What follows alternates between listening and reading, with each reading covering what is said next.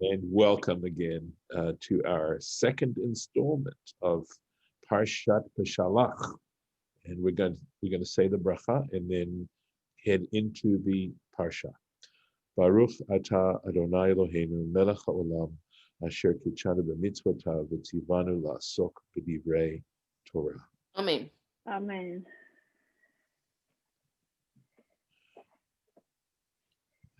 And we are on to the second verse. And I think we really had a wonderful riff on B'Shalach, on this word B'Shalach. And certainly Torah Tanima yesterday really gave us some insights as to the implication of that word. But we're on to the next verse. And of course, the main point of verse 1 is that God does not take them in a direct way, but God takes them in an indirect way. Well, about the kind of, it was a long thing yesterday about shalach, that it like twice or so was used to mean accompanying. Yes. And other than that, it always means sent. Correct. But if you think about, which we didn't really explicitly say, the title of the parsha being B'Shalach, about, well, yes, it can be about Pharaoh sending out the Jews and whether or not Egyptians accompany the Jews, but it can also, thinking of B'Shalach as being accompanying, even though it doesn't specifically say this in the text, you can think of it as in here, God accompanying the Jewish people on their journey. Well, that we're going to get right into. Hopefully we'll cover it. If not today, then very soon. There's no doubt about it. I think the surprise is, again, that we're not casting the Egyptians as, bad people all the way, even though they treated the Israelites terribly, but that, there's some shading that goes on here. And I think that's the point. But we'll speak explicitly about how Hashem accompanies them, as a matter of fact. So here we go. At least with God's action regarding the Israelites. Vayasev Elohim et ha'am, and God caused them to travel around Derech Hamidbar, by way of the wilderness, Yam Suf, of the Sea of Reeds. So they went down towards the Red Sea area, if we're going to assume that that's what he means, that it's the same geographical location. And I think that in some ways it does make sense, because it's the opposite direction from going along the coast up to the land of Canaan. The Chamushim Alu. So this word Chamushim is an interesting word. And just, I'll give you a spoiler alert, that essentially it means armed. That's how we understand it.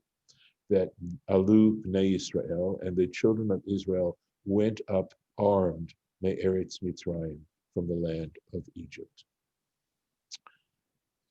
Let's take a look at the Rashi. Vayasev. He sivam min haderech hapshuta.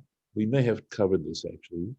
He moved them around he redirected them from the straight way, the derech akima or akuma, by way of a circuitous route.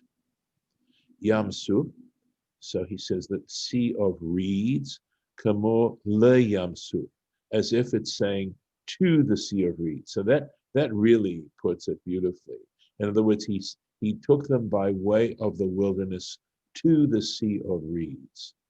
The Suf, and this word Suf, hu lashon agam, and shegdelim bo kanim. So Suf has the meaning of a swamp or a lake in which reeds grow. Kamo vatasem basuf, as it's similar to where I believe this is where we're referring to Yocheved, placing him amongst the reeds. So it would be a marsh, probably. Yeah. That's what it says here. But when I think of lakes and swamps, I don't think of reeds and grasses, but when I think of marsh and estuaries, I do. Okay. It's a lovely clarification. So he gives an example, Kaneh vesuf kamalu or kamlu, right? Like a reed and a bulrush, they will wither. So it gives a synonym for us to understand what it means. V'chamushim, there's the word. Ein chamushim ela mezuyanim. So again, he says that this word chumashim, we've had this chamushim, we've had this expression in Hebrew already. So ein ela means only in English. In Hebrew, you do it as a double negative, but in English, you'd say the word chamushim can only mean um, armed. Lefi, and now he goes on to explain. Lefi shehesivatam b'midbar, precisely because he was taking them through the wilderness, garam lahem she'alu chamushim. He made it possible for them to, or garam actually can mean to cause them, right? For them to go up armed. She'ilu haya derech yishuv, because were it a populated area where he was sending them through a populated area, lo hayu mechumashim lahem, they would not have necessarily provided for themselves. So chamushim can mean armed, and in fact it does, but there's a certain ambiguity here as to meaning provisions, right? They wouldn't have provided themselves kol ma shetzrichim, every single thing that they needed.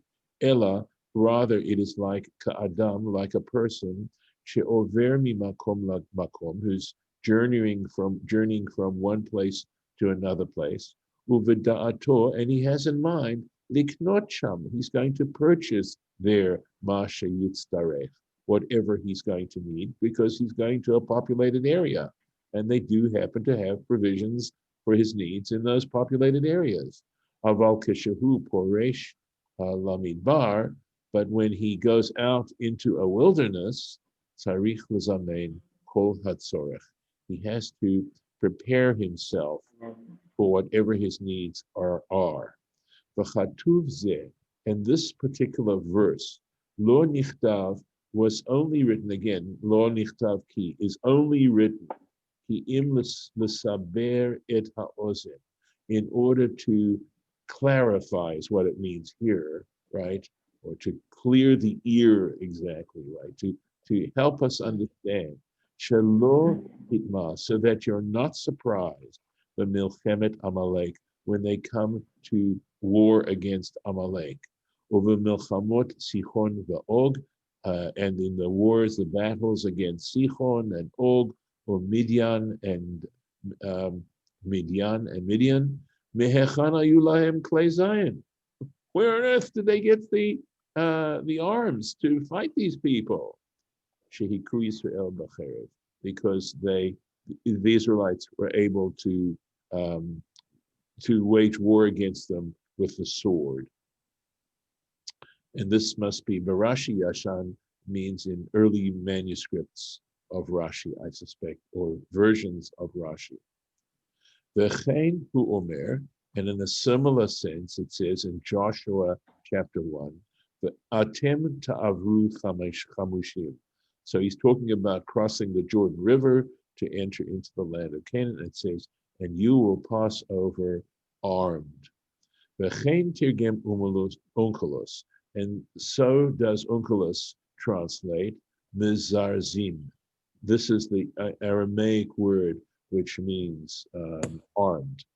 Kamo, and he, as an example, Genesis 14. We're talking here about Abraham, and where where Lot is captured by the kings, and Abraham goes and wages a successful campaign and rescues Lot and the king of Sodom and those people.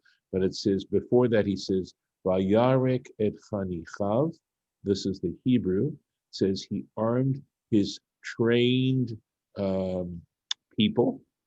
The zaris, this is the Aramaic that he uses, which he means he arms. And here he also, Onkelos uses the same word. Mizarzi. There it is. Oh. Let's see if there's anything else. Do Okay, you, yeah, right. So, Davar Acher. This is an interesting take on the word chamushim, right? This ambiguous word chamushim. Another interpretation. So we're going to go in a whole different direction. Chamushim, mechumashim, meaning 1/5 from the word chamesh, meaning 5, right? Mechumashim. Echad, 1 out of chamisha, 1 out of 5, yatsu, left Egypt. The arba chalakim, and 4 parts, metu, died, b'shloshet yemei afela, during the 3 days of darkness. And I think this is a powerful statement. It's a powerful corrective statement, not to sort of rest on our laurels or think to ourselves, well, because we're Jewish, therefore, we're above the law, or we're above God's judgment, etc., etc. That we should, again, it's the absolute reverse of triumphalism. It's a very humbling thought that 4/5, that 80% of the Jewish people died because they were not worthy of the Exodus. And I think that's something to allow us to develop a certain amount of humility and to recognize that if we are privileged, if Jews are privileged, it means they have greater responsibilities. That the purpose of privilege is to place greater responsibility on you for others and for yourself. Yes, of course. Go ahead. So many died, and they went such a long way where they could have gone a short way. Yes. Is that all connected? Can you help me? Oh, okay. So the long way here, remember, the reason was that going from a state of slavery, where as despicable as slavery may be, nevertheless, the servitude has within it a certain amount of security. And making the change from one situation to another leaves you feeling very vulnerable. We don't deal with change very well. We know this to be a human quality, and of course the first verse of this week's parsha is quite explicit about it. That it's one thing to be a slave and to know exactly what you need to do and to understand your situation, as opposed to facing battle, and which of course is a very clearly dangerous, clear and present dangerous situation. And God knew that they were going to find resistance ahead of them, and that they were going to have to wage war. And explicitly in the verse it says, lest if they face war, they're going to turn around and want to go back to the land of Egypt. That they'd rather experience slavery than face the dangers and the challenges of war. So they'd rather go a long distance in order to get to a place. Wait a minute. Yes, go on. No, I'm agreeing. Go ahead. Okay. Oh, because on Zoom it interrupts me when you agree with me and I'm in a thought. So I thought I'd just let you know that. Yeah, because of the time lapse and cutting things off. So so they would rather travel a long distance, making it way harder on themselves, than to go a short distance slower and get there more directly. So and let me just interject here. The death of the 80% is supposed to have taken place before they even left Egypt. Oh. And Rabbi explained yesterday also that the shorter distance was more populated and would have them engaging in battle, pretty much from the get-go. Okay. And they were trying to avoid the population centers so that the Jews can kind of toughen up. Thank you.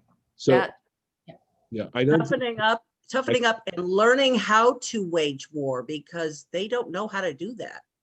Well, let me say this. First of all, Lauren, thank you. I think that's a great thought. I don't believe I was the one who who brought that thought in, but I think it's a really helpful thought. The reason primarily that I understand is more of an easy come, easy go. That at least what the pshat of the sentence to me is saying, that were they to take a short route, it wouldn't be very difficult to return. But because God was taking them in this long way, they'd figure they had all this long way to go back, and it wouldn't be worth it. That's my understanding of the pshat of the text. But I think some of the ideas that you're all raising at this point is very interesting. It was covered yesterday. I don't remember if it was Rashi, Torah Tamima, or you, but that they would want to go back if they were having to go through these civilizations that might, battle them or somehow, right, control Not them. want them. Yeah. Thank you. I think I missed a chunk. Okay, Thank so I think Beth understood where you were coming from. Beth, thank you. That was helpful. Yeah, no. I thought it was clear that when they died in the plague of darkness, that's where they died. That's where the 80% perished, was during that ninth plague of darkness. So I didn't, Lisa, I didn't understand that's where you were coming from. That was your question. Yeah. I obviously missed something yesterday. Thank No you. problem. It's okay. There's a lot of detail to. That's why one goes over this many, many times. So that's. Let me see. I think I did look at the Torah Tamima on this. So here we go. V'chamushim alu. Melamed. So this is from the Yerushalmi, from Talmud Yerushalmi, Shabbat, the tractate Shabbat, chapter 6, halacha 7. It teaches Shahayu Mezuyanim B'chamisha Asar Mine Zayan, or Zayin. That it teaches that they were armed with 15 different types of armament. Excuse me. So. But that doesn't mean they knew how to use them properly Well, as a group, as an army. Yes, that's all. I mean, where would they have learned that skill? Not in the mud pits. I think. But also, I don't understand how they get 15 from that, because 5 I understand.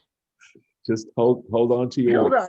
hold on to your horses. Okay. We're going to deal with this. Okay. Let me find the correct place to look at this. Samach chet. Let's see if we got a samach chet somewhere here. Here we are. The korban, Lauren, you are right on. Okay. The Korban Eda, this is a commentary, Korban Eda, name of a book. He writes it, he prints the Chamishami Zion. He says 5 different types. He doesn't say 15. He says 5 different types of arms. And I'll just do this, and then I'll get back to Golda's point. The Nir'eh de Haga, this is this Hagirsa Zor Nechona. He says that this sort of note he makes, or this emendation he makes to the text, is proper. That is an appropriate emendation of the text. So let me, Golda, that is a great question. I can't answer the question. It has to come under that somehow or other, maybe in the course, and here I can only speculate that in the course of the kinds of work they had to do, some of them may have been guards, I don't know. But let's say that they were used to physical labor. So they were. No, I get that. They're strong. They're strong. Good shape. Yeah, pretty good shape. How naturally, I guess we'd have to say that they had some natural ability. This is one of those areas where my late father would say, "Oifa maitza fragment nishkein kashas." It's Yiddish for saying it's a story. You can't. We could write that story. You can't. Well, you can't answer too many questions. We just have to take it on faith that somehow they had the ability to be organized. That if I realize this is unusual for Jews, but if they followed instructions, that they had people who were gifted in these sorts of arts. I mean, look, I suppose building the tabernacle wouldn't require that because they were involved in building projects anyway. So maybe that. Well, we don't know if they served in the Egyptian army. I mean, they could have either served in the Egyptian army, as did, slaves can sometimes participate in armies, but they can also serve like the one on Downton Abbey, the house servant you could serve as, in the army as a servant of an officer. You could have army experience and be in Yeah. a. So that did occur to me as I was thinking about Golda's question now. It did Yeah. occur to me, I was a little concerned that the Egyptians might not have wanted to arm them. Yeah, Because, especially, no. yeah. So, but on the other hand, let me tell you, if you read even just the beginning, which I happen to read, The Art of War, if you read that book at all, you'll see how he controls. He first of all talks about having an army of women, and basically what he did was in front of everyone. This is what they did in Nazi Germany as well, and I suspect not only Nazi Germany. But what you do is you take one or two people, you make them examples in front of, hundreds, thousands of other people, and they all see this terrible thing being done to these two people, and they're basically frightened into submission, right? So basically he says, what they do is they go ahead in front of all these other women and they execute two women. And that's it. That's the way they get complete subservience. At least this is the art of war. First of all, you can have war experience without arms. And secondly, like for instance, in the Civil War, there were people who were enslaved people who were in both armies and with arms, even in the Confederate Army. Yeah. Well, and there's some tools that what you would use would also work as an armament. Right. But the issue is, how disciplined is your army? Right. I mean, that's the real issue. And that's what I think is what, putting them into family groups, marching together, walking together, all that stuff, following the one, light, Hierarchy. all that stuff is kind of like training. Yep. So they need that training to get before they get the law. And they had to get to the law anyway. So going the other way would not get them to the law. You're talking about Mount Sinai is what you're going the other direction it would not take them to Sinai first. True. And the other, that's a very good point. The other piece, by the way, is how disciplined really are they, right? As we go through this narrative of their experience in the wilderness. And of course, they're stubborn. And they complain all the time. And they, it's, even though they're the elite 20%. Anyway, I'd like to go on with this if I may. So midisamich drasha zo al hamishna, and the reason is that this commentary, this explanation, is connected to a Mishnah, and here's the Mishnah: Lo yetze ha'ish, and it says a man should not go out, and he puts this in square brackets so that you understand the context of this particular halakha. And you might like this halakha very much, by the way. A man should not go out on Shabbat, lo b'sayif, not with a sword, the lo b'keshet, and not with a bow, the lo b'taris, not with a shield, I believe is what this is. A taris is a shield. The lo b'ala, I wasn't familiar with this word, it means club. The lo b'romach, and not with a spear. And if you count Those are the five. Those are the five. There's the five. Mm-hmm. So this is why he's supporting, right, the commentary that says 5 and not 15.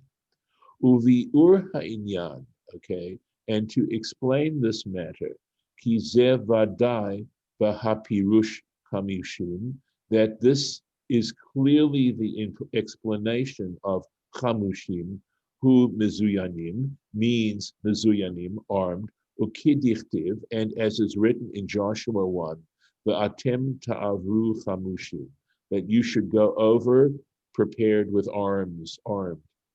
V'omnam ba'et shehitnu b'nei Gad, and indeed, at the time when the children of God, uvnei Reuven, and the children of Reuven, made a condition, they took a vow, a conditional vow, im Moshe, with Moses, v'hitnatzchu bigvura, and they acted with a great deal of bravery. Okay. Amru, they made a commitment to act in a brave manner. Amru, they said, Nachnu, we, na'avor chalutzim. We shall go over as shock troops. That's the chalutz, right? And that's the reference in Bamidbar Lamed Bet, Numbers 32. The im came, and if that is so, hacha de aire begvurat Yisrael. This subject that deals with the bravery of the Israelites, hava le lomar gam kein chalutzim. It should have actually said also chalutzim. In other words, I think he's referring to where it says chamushim. Umi dichtiv chamushim, but since it says chamushim, darish. Okay, so if in other words, if it was just talking about the fact that they were willing to act in this brave manner, right, to serve as by shock troops, they mean that they are the initial forces that go out to engage in battle prior to everyone else. If that's what it meant, okay, then it should have said chalutzim instead of chamushim. And the fact that it says chamushim, darish sheba, you can explain it that it comes to suggest al chameshet minei zayin, that it's talking about 5 types of armament. Okay, that's it. That's for that particular verse. And is 757. Let's take a little bit, unless you'd like to, have some conversation here. Yeah. So Ruvain became the warriors, Well, according to this. Okay, so the whole story there, and God. I'll stop the share, right? And Okay, the reason why is that they'd had these battles against Midian and Moab and Og and Sichon right at the end, towards the end of the book of Numbers, and they now had land on the east side of the Jordan. That was where they were originally supposed to have land. And the tribe of Reuben and Gad and the half tribe of Manasseh came to Moses and said, we'd like this territory. This is the territory we'd like. And Moses basically says to them, he says, so you're going to settle now. You're going to go settle now. And the rest of your brothers, your fellow tribes, they're going to have to go in and conquer the land. You're going to welch on this. And they say, no. They say, we'll we'll make sheepfolds and homes and stuff here, yes, but we will actually act as shock troops for the rest of our brethren. So that's what they say. That's that context of that Numbers passage there. Okay. Yeah. I forgot that was a Numbers passage and not a. Right. That's confusing. I think it's in Numbers. I need color coding. Well, Numbers 32 is what that is. Right. No, I understand that, but it's later. So it's, I get it. It's interesting that they use things that happen later to explain things that happened earlier. Well, right, but basically he's doing it. Remember, he's doing it primarily to explain the meaning of words, right? So he's finding similar contexts in order to explain words. Correct. No, I get that. Yeah. It's hard to separate the history from the verbiage. Yes. Sometimes. Right. Okay. Yes. I have a dictionary of Hebrew by a scholar named Klein, and he gives the etymology. He tells where the words came from. Oh, sweet. Like which ancient Semitic language this word came from, or if it came from Greek or Persian or something. So I'm going to look up chamushim and see what he shows me there. Okay, sounds good. You certainly can't hear that word without thinking of 5. Definitely not. Yes. So anyway, right. Thank you very much. My pleasure. So there is a question whether using the word Welch, W-E-L-C-H, is somehow related to Welsh. So Lauren is going to check on me to make sure, because I don't want to use ethnic slurs or suggestive ethnic slurs. So anyway, I appreciate that. Yes, of course. All right, so we're going to stop recording now and thank those who have been following us in this way. Thank you for joining us. Look forward to our next session.